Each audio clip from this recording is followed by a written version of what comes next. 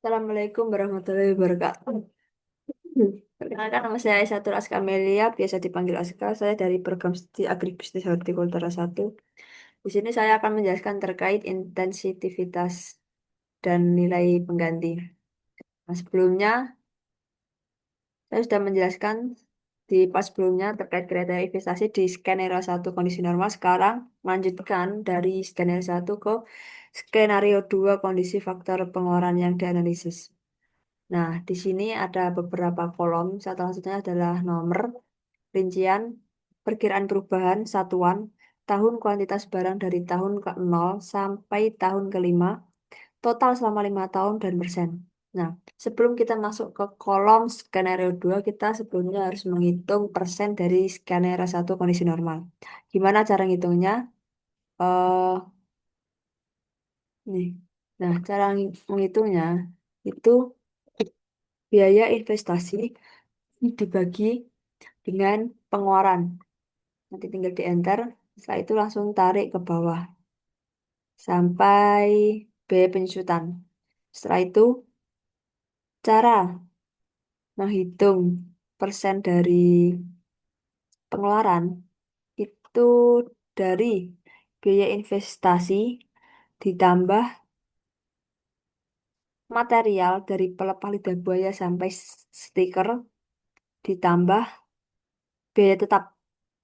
Nah, dijumlah, di zoom, setelah itu di enter. Nah, jika sudah ketemu persen dari skenario skenario 1, kita langsung masuk ke skenario 2. Dari awal pemasukan. Nah, sebelumnya kenapa ini saya merahkan? Karena ini yang apa ya? Yang paling besar untuk persenannya. Kenapa kita membuat persenan? Karena kita ngambil yang paling besar. Yang paling besar itu kan ada gula batu dan botol 250 mili. Nah, nanti kita itu yang jadi bahan untuk nilai pengganti seperti itu. Terus gimana sih cara masukkan untuk nilai pemasukan? Itu nilainya kita tambah dari hasil penjualan sampai harga produk sampai nilai sisa. Lalu enter. Setelah itu kita tarik ke kanan sampai tahun kelima. Untuk hasil penjualan, untuk hasil penjualan itu dari jumlah dari jumlah produksi dikali dengan harga jual. Setelah itu di enter, tarik ke kanan sampai tahun kelima. Dan selanjutnya seperti itu. Ini juga cara menghitung.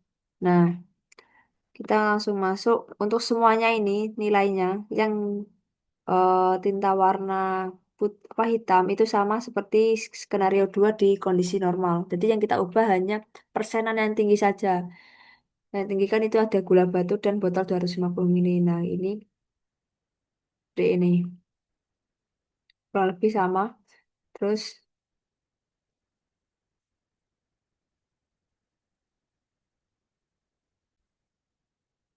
nah kita lanjut. Eh, kita ngubah di bagian jumlah produksi perkiraan perubahan itu ada 99%. Dari mana? Itu dari eh, data sebelumnya yang di apa ya? Ditata di what is Ainasnya di bagian ini nanti dipoles. Setelah itu, setelah nilainya apa? Nilainya berubah, nanti otomatis NPV-nya juga akan berubah. Nah, nanti otomatis NPV-nya akan berubah. Untuk nilai normalnya, NPV-nya 19 miliar. Ulangi, maaf, 11 miliar. Untuk yang kondisi 2, NPV-nya berjumlah, dan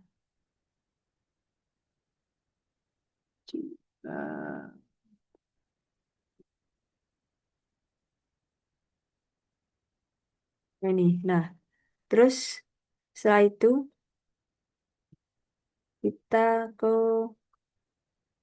interpretasi in Interpretasi sensitivitas kelayakan usaha kondisi normal. Untuk kondisi normalnya sendiri, itu usaha jika layak, asumsi yang digunakan memenuhi NPV lebih dari nol. Nah, ini sampai ini apabila pada kondisi normal, semua kriteria terpenuhi, maka usaha tidak layak. Ini, maaf guys, ini ketumpuk-tumpuk. Bentar, saya edit dulu. Nah, seperti ini. Terus selanjutnya, diinterpretasi sensitivitas. Sensitivitas. Untuk kondisi normalnya, ini gimana? Tinggal sama dengan, terus ditekan NPV, lalu enter. Setelah itu, kita tarik ke bawah. Untuk yang baru, ini kita pakai